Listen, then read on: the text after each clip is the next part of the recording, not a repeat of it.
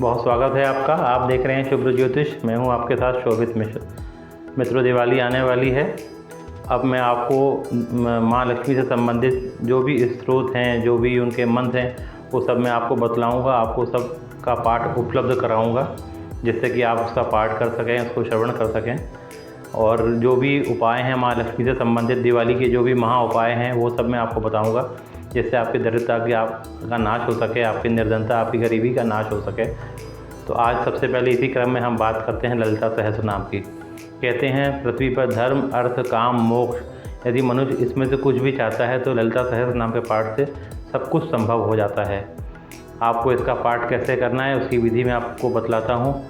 आपकी पहले तो आप जो भी मन में इच्छा है, जिस भी कार्य की सिद्धि के लिए आप इसका पाठ आरंभ कर रहे हैं, उसको मन ही मन भगवती से, माँ लक्ष्मी से कहिए। उसके बाद प्रातःकाल स्नान आदि से निवृत्त होकर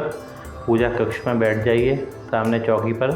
लाल कपड़ा बिछाकर माँ लक्ष्मी की मूर्ति या चित्र को स्थापित करिए। माँ को गुड़ या पताशे का भोग लगाइए। गुलाब का इत्र माँ को अर्पित करिए। गुलाब की धूपबत्ती लगाइए और एक शुद्ध गाय के घी का दीपक जलाइए। उसके बाद ललिता सहस्त्र नाम का पाठ करिए। कहते हैं कि यदि इसका एक बार आप पाठ करते हैं तो निर्धनता आपके पास नहीं आती। 2 बार रोज़ पाठ करते हैं तो आपके शत्रु आपसे दूर रहते हैं। यदि आप इसका तीनों संध्याओं में, तीनों समय पाठ करते हैं तो सत्ता पक्ष से, राज्य पक्ष से आपको अनुकूलता प्राप्त होती है। सत्ता पक्ष की कृपा आपको प्राप्त होती है। और यदि आप 40 दिन तक इसका लगातार पाठ करते हैं तो आपके सभी मनोरथ सिद्ध होते हैं। तो आप जिस तरह भी पाठ करना चाहें वैसा संकल्प लेकर अपना कार्य माँ से बोलकर इसका पाठ आरंभ करें, तो आपको अवश्य ही लाभ होगा। आपकी निर्धनता, आपकी गरीबी दूर होगी, माँ की कृपा प्राप्त होगी, भगवती की कृपा प्राप्त होगी। तो आप इसका पाठ आरंभ करिए। दिवाली के दिन से इसका पाठ आरंभ कर दीजिए, अति उत्तम रहेगा। उसके बाद आप चाहें तो 40 दिन तक या जैसा भी आपने संकल्प लिया है उस हिसाब से आप इसका पाठ आरंभ करें। आपको अवश्य ही माँ भगवती की कृपा प्राप्त होगी। अब मैं आपको आगे भी और भी जो माँ लक्ष्मी से संबंधित स्रोत हैं उनके पाठ उपलब्ध कराऊंगा, उनका वीडियो आपको उपलब्ध कराऊंगा। आप उनको नित्य श्रवण करिए तो अभी आपके ऊपर भगवती की कृपा प्राप्त होगी। यदि आपको संस्कृत नहीं आती है तो आप हिंदी में पाठ करिए, आपको उतना ही लाभ प्राप्त होगा। और यदि आप पाठ नहीं कर सकते हैं, समय का अभाव है, तो आप इसका नित्य श्रवण भी करें तो अभी आपको बहुत पुण्य की प्राप्ति होगी। आज के लिए बस इतना ही। मुझे आज्ञा दें। नमस्कार, धन्यवाद। ओम श्रीललिता परमेश्वर्यै नमः। ओम अस्य श्रीललिता सहस्रनाम स्तोत्रमाला मंत्रस्य वाशिन्यादिवाग्देवता ऋषयः अनुष्टुप् छन्दः श्रीललिता परमेश्वरी देवता। श्रीमद्वाग्भवकूटेति बीजं मध्यकूटेति शक्तिः शक्तिकूटेति कीलकम्। श्रीललिता महात्रिपुरसुन्दरी प्रसादसिद्धिद्वारा चिन्तिता फलवाप्त्यर्थे जपे विनियोगः। ध्यानं सिन्दूरारुणविग्रहां त्रिनयनां माणिक्यमौलिस्फुरत् तारानायकशेखरां स्मितमुखीमापीनवक्षोरुहां पाणिभ्यामलिपूर्णरत्नचषकं रक्तोत्पलं बिभ्रतीं सौम्यां रत्नघटस्थरक्तचरणां ध्यायेत्परामम्बिकाम्। अरुणां करुणातरङ्गिताक्षीं धृतपाशाङ्कुशपुष्पबाणचापाम् अणिमादिभिरावृता मयूखैः अहमित्येव विभावये भवानीं। ध्यायेत् पद्मासनस्थां विकसितवदनां पद्मपत्रायताक्षीं हेमाभां पीतवस्त्रां करकलितलसद्धेम पद्मां वराङ्गीं सर्वालङ्कारयुक्तां सततमभयदां भक्तनम्रां भवानीं श्रीविद्यां शान्तमूर्तिं सकलसुरनुतां सर्वसम्पत्प्रदात्रीं सकुङ्कुमविलेपनामलिकचुम्बीकस्तूरिकां समन्दहसितेक्षणां सशरचापपाशाङ्कुशाम् अशेषजनमोहिनीम् अरुणमाल्यभूषाम्बरां जपाकुसुमभासुरां जपविधौ स्मरेदम्बिकाम्। स्तोत्रम्। ॐ श्रीमाता श्रीमहाराज्ञी श्रीमत्सिंहासनेश्वरी चिदग्निकुण्डसम्भूता देवकार्यसमुद्यता उद्यद्भानुसहस्राभा चतुर्बाहुसमन्विता रागस्वरूपपाषाढ्या क्रोधाकाराङ्कुशोज्ज्वला मनुरूपेक्षुकोदण्डा पञ्चतन्मात्रसायका निजारुणप्रभापूरमज्जद्ब्रह्माण्डमण्डला चम्पकाशोकपुन्नाग सौगन्धिक्लसत्कचा कुरुविन्दमणिश्रेणी कनत्कोटीरमण्डिता अष्टमी चन्द्रविभ्राज दलिकस्थलशोभिता मुखचन्द्रकलङ्काभ मृगनाभिविशेषका वदनस्मरमाङ्गल्यगृहतोरणचिल्लिका वक्त्रलक्ष्मीपरीवाह चलन्वीनाभलोचना नवचम्पकपुष्पाभ नासादण्डविराजिता ताराकान्तितिरस्कारी नासाभरणभासुरा कदम्बमञ्जरीक्लृप्तकर्णपूरमनोहरा ताटङ्कयुगलीभूत तपनोडपमण्डला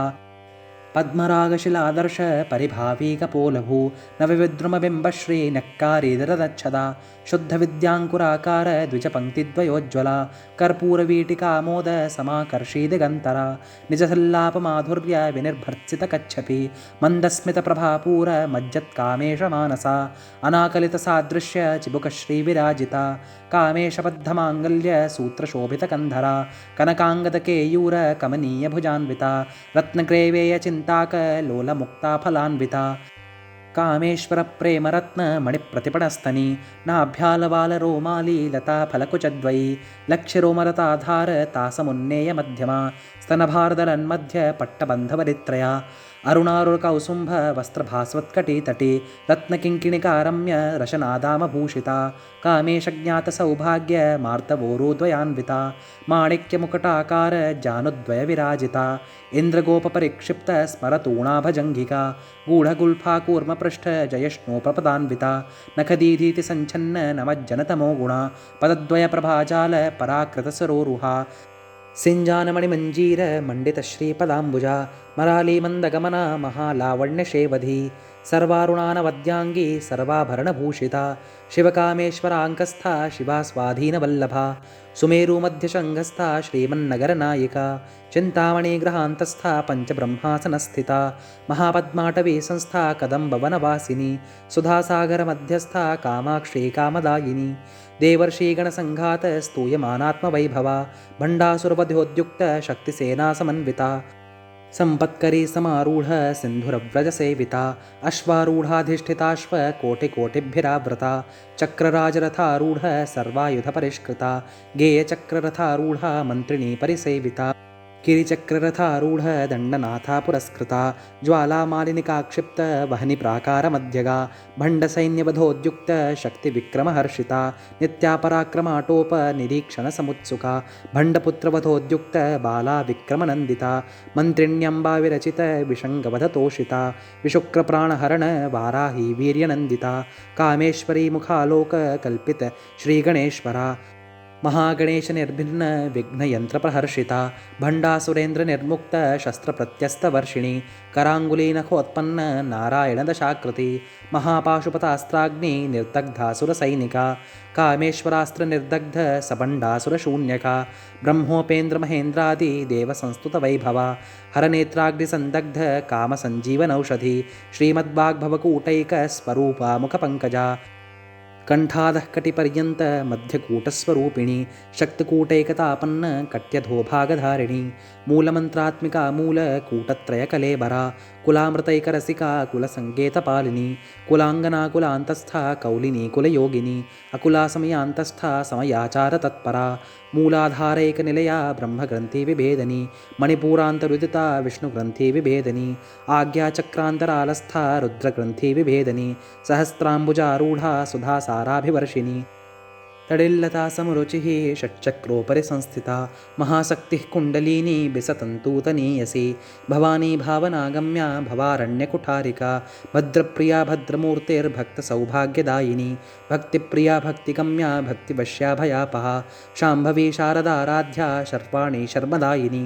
शाङ्करी श्रीकरी साध्वी शरच्चन्द्रनिभानना शातोदरी शान्तिमती निराधारा निरञ्जना निर्लेपा निर्मला नित्या निराकारा निराकुला निर्गुणा निष्कला शान्ता निष्कामा निरुपप्लवा नित्यमुक्ता निर्विकारा निष्प्रपञ्चा निराश्रया नित्यशुद्धा नित्यबुद्धा निरवद्या निरन्तरा निष्कारणा निष्कलङ्का निरुपाधिर्निरीश्वरा निरागारागमथिनी निर्मदा मदनाशिनी निश्चिन्ता निरहङ्कारा निर्मोहा मोहनाशिनी निर्ममा ममता हन्त्री निष्पापा पापनाशिनी निष्क्रोधा क्रोधशमनी निर्लोभा लोभनाशिनी निस्संशया संशयग्नि निर्भावा भवनाशिनी निर्विकल्पा निराबाधा निर्भेदा भेदनाशिनी निर्नाशा मृत्युमथिनी निष्क्रिया निष्प्रग्रहा निस्तुला नीलचिकुरा निरपाया निरत्यया दुर्लभा दुर्गमा दुर्गा दुःखहन्त्री सुखप्रदा दुष्टदूरा दुराचार शमनी दोषवर्जिता सर्वज्ञा सान्द्रकरुणा समानाधिकवर्जिता सर्वशक्तिमयी सर्वमङ्गला सद्गतिप्रदा सर्वेश्वरी सर्वमयी सर्वमन्त्रस्वरूपिणी सर्वयन्त्रात्मिका सर्वतन्त्ररूपा मनोन्मनी माहेश्वरी महादेवी महालक्ष्मीर्व्रडप्रिया महारूपा महापूज्या महापातकनाशिनी महामाया महासत्त्वा महाशक्तिर्महारथी महाभोगा महेश्वर्या महावीर्या महाबला महाबुद्धिर्महासिद्धिर्महायोगेश्वरेश्वरी महातन्त्रा महामन्त्रा महायन्त्रा महासना महायागक्रमाराध्या महाभैरवपूजिता महेश्वर महाकल्प महाताण्डवसाक्षिणी महाकामेशमहिषी महात्रिपुरसुन्दरी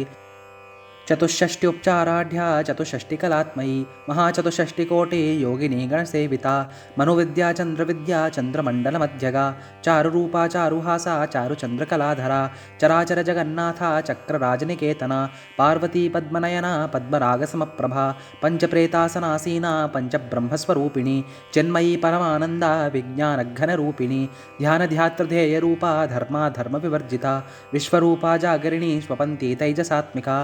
सुप्ता प्राज्ञात्मिका तुर्या सर्वावस्था विवर्जिता सृष्टिकर्त्री ब्रह्मरूपा गोप्त्री गोविन्दरूपिणी संहारिणी रुद्ररूपा तिरोधानकरीश्वरी सदाशिवानुग्रहदा पञ्चकृत्यपरायणा भानुमण्डलमध्यस्था भैरवी भगमालिनी पद्मासना भगवती पद्मनाभसहोदरी उन्मेषनिमिषोत्पन्न विपन्न भुवनावली सहस्रशीर्षवदना सहस्राक्षी सहस्रपात् आब्रह्मकीटजननी वर्णाश्रमविधायिनी निजाज्ञारूपनिगमा पुण्या पुण्यफलप्रदा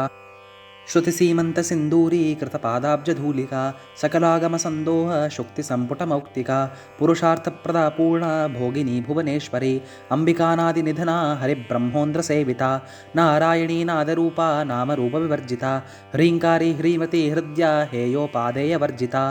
राजराजार्चिता राज्ञी रम्या राजीवलोचना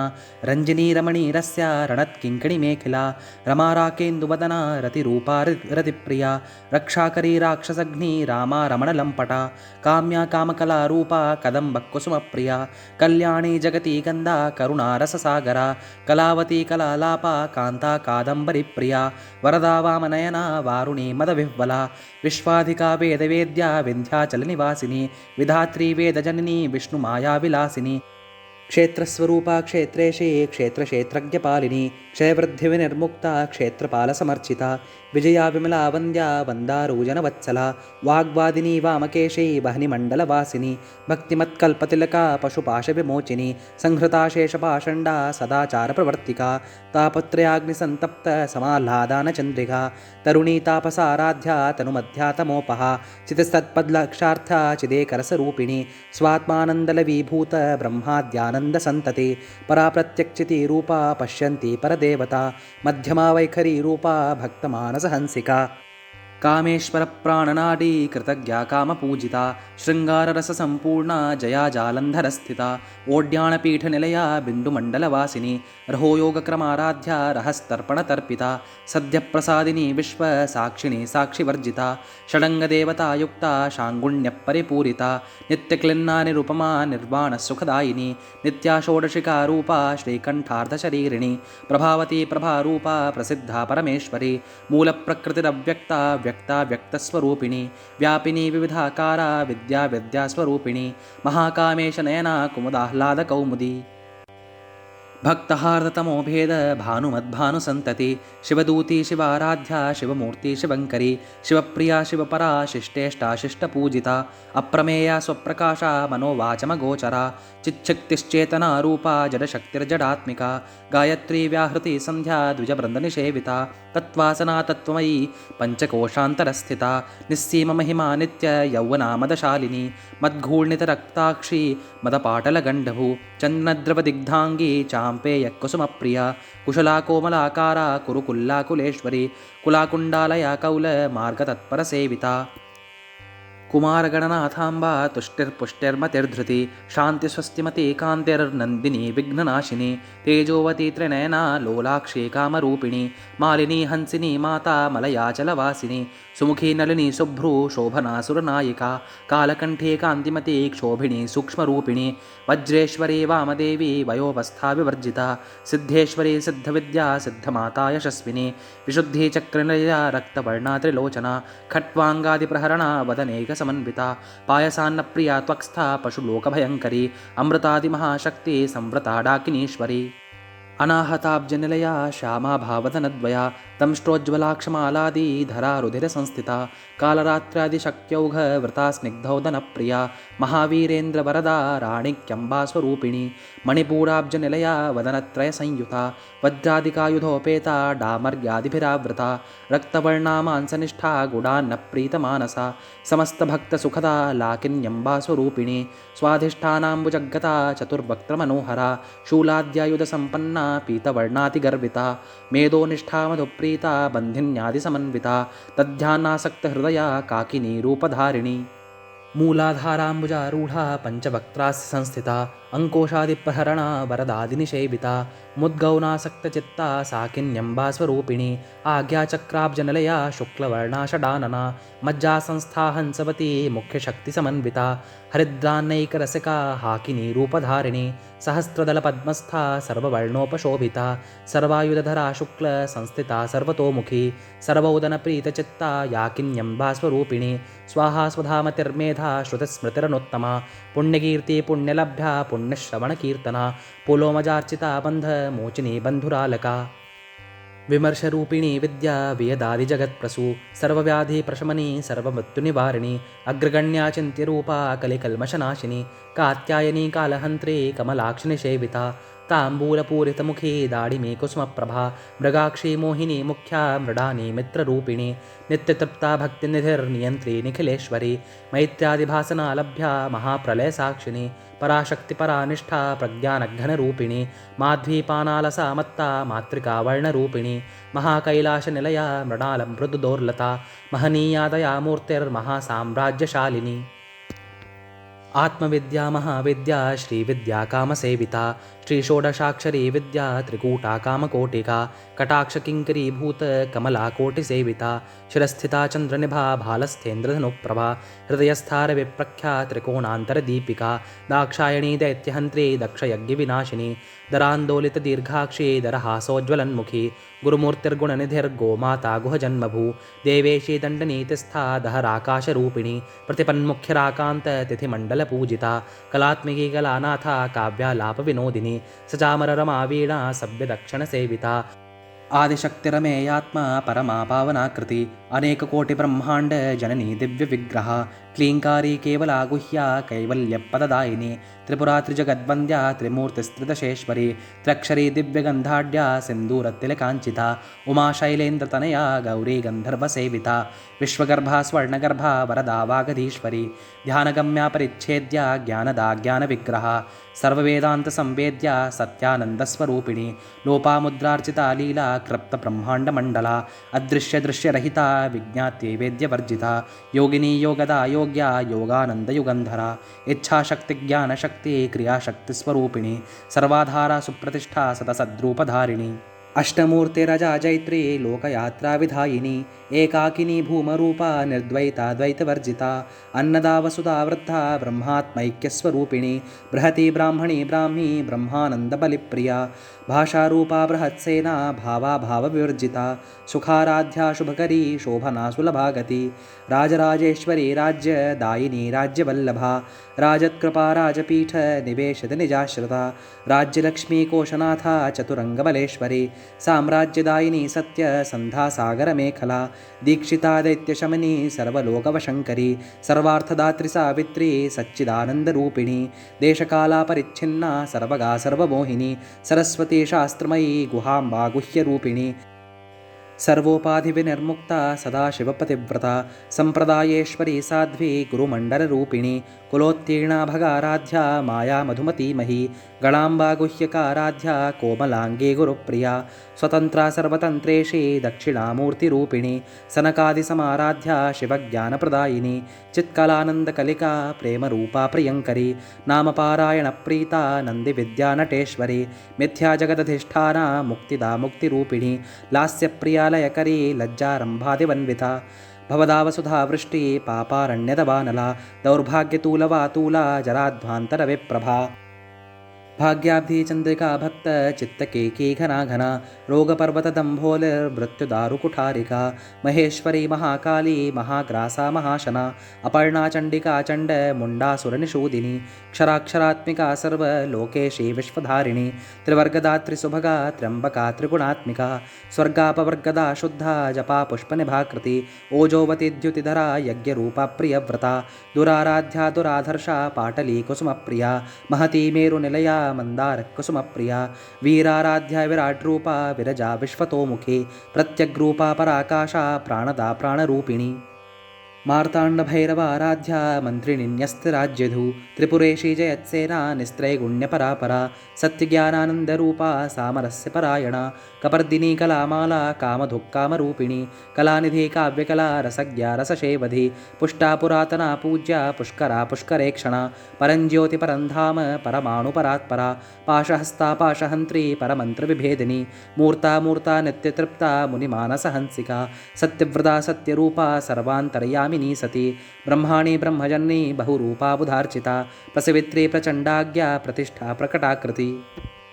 प्राणेश्वरी प्राणदात्री पंचाशत्पीठरूपिणी विशृङ्खला विविक्तस्था वीरमाता वियत्प्रसू मुकुन्दा मुक्तिनिलया मूलविग्रहरूपिणी भावज्ञा भावरोगग्नि भवचक्रप्रवृत्तिनी छन्दस्सारा शास्त्रसारा मन्त्रसारा तलोदरी उदारकीर्तिरुद्दाम वैभवा वर्णरूपिणी जन्ममृत्युजरा तप्त जनविश्रान्तिदायिनी सर्वोपनिषदुद्धुष्टा शान्त्यातीतकलात्मिका गम्भीरा गगनान्तस्था गर्विता गानलोलुपा कल्पनारहिता काष्ठा कांता कांतार्धविग्रहा कार्यकारणनिर्मुक्ता कामकेलीतरङ्गिता करत्कनकताटङ्का लीला विग्रहधारिणी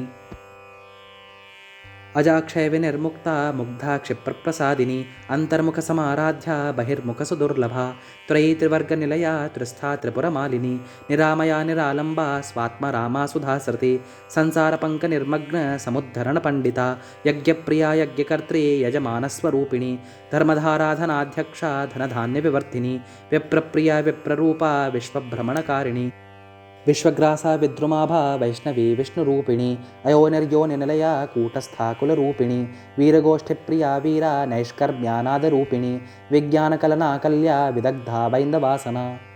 तत्त्वाधिका तत्त्वमयी तत्त्वमर्थस्वरूपिणी सामगानप्रिया सौम्या सदाशिवकुटुम्बिनी सव्यापसव्यमार्गस्था स्वर्गापद्वनिवारिणी स्वस्था स्वाभावमधुरा धीरा धीरसमर्चिता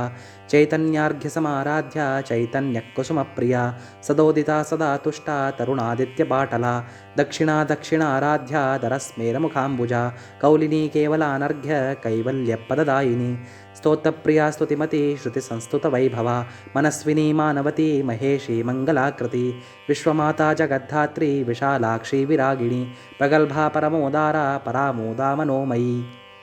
व्योमकेशी विमानस्था वज्रिणी वामकेश्वरी पंचयज्ञप्रिया पंच प्रेतमंचाधिशायिनी पंचमी पंचभूतेशी पंचसंख्योपचारिणी शाश्वती शाश्वतैश्वर्या शर्मदा शंभुमोहिनी धराधरसुता धन्या धर्मिणी धर्मवर्धिनी लोकातीता गुणातीता सर्वातीता शमात्मिका बन्धूककुसुमप्रख्या बाला लीला विनोदिनी सुमंगली सुखकरी सुवेशाढ्या सुवासिनी सुवासिन्यर्चनप्रीता शोभना शुद्धमानसा बिन्दुतर्पणसन्तुष्टा पूर्वजा त्रिपुराम्बिका दशमुद्रा समाराध्या त्रिपुरा श्रीवशङ्करी ज्ञानमुद्रा ज्ञानगम्या ज्ञानज्ञेयस्वरूपिणी योनिमुद्रा त्रिखण्डेशी त्रिगुणाम्बा त्रिकोणगा अनघाद्भुतचारित्रा वाञ्छितार्थप्रदायिनी अभ्यासातिशयज्ञात्या षडत्वातीतरूपिणी अव्याजकरुणामूर्तिरज्ञानध्वान्तदीपिका आबालगोपविदिता सर्वानुल्लङ्घ्य शासना श्रीचक्रराजनिलया श्रीमत्त्रिपुरसुन्दरी श्रीशिवा शिवशत्यैक्यरूपिणी ललिताम्बिका एवं श्रीललिता देव्या नाम्नां सहस्रकं जगुः इति श्रीब्रह्माण्डपुराणे उत्तरखण्डे श्रीहयग्रीवागस्त्यसंवादे श्रीललितासहस्रनामस्तोत्रकथनं सम्पूर्णम्।